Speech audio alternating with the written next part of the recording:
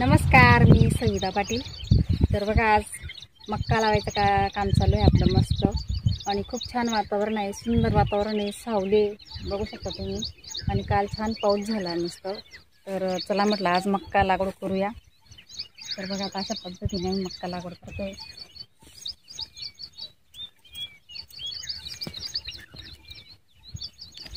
ठिबकवरती